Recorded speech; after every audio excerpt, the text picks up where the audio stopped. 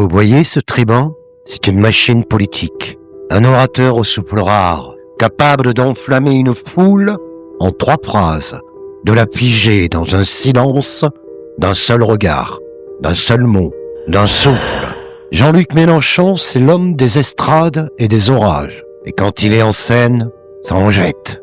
C'est pas le moment de dire que le problème, c'est celui de ceux qui se gavent, c'est celui de ceux qui se gavent, c'est celui de ceux qui se gavent. Le verbe haut, la main tendue, la colère vibrante, il parle d'injustice, de finance, d'Europe des riches, de peuples qu'on trahit, et quand il tonne contre Bruxelles, le ton résonne jusque dans les cours d'immeubles.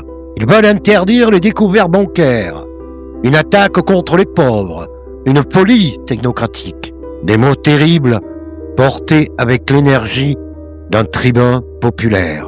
Mais derrière cette colère apparaît Don Quichotte, un Don Quichotte moins crédible que la marionnette Guignol, quand la réalité se travestit en cinéma politique.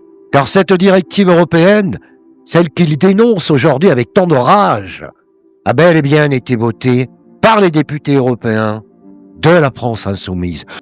Et pas seulement eux, tous les députés français présents à Strasbourg ce jour-là, de la gauche à la droite, du Rassemblement national à Renaissance.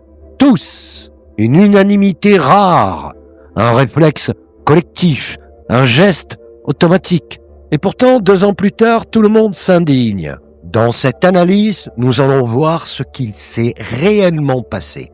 Nous allons mesurer la portée de ce texte dans notre quotidien et comprendre comment une directive adoptée sans un murmure est devenue une tempête politique déclenchée par le mensonge de nos représentants.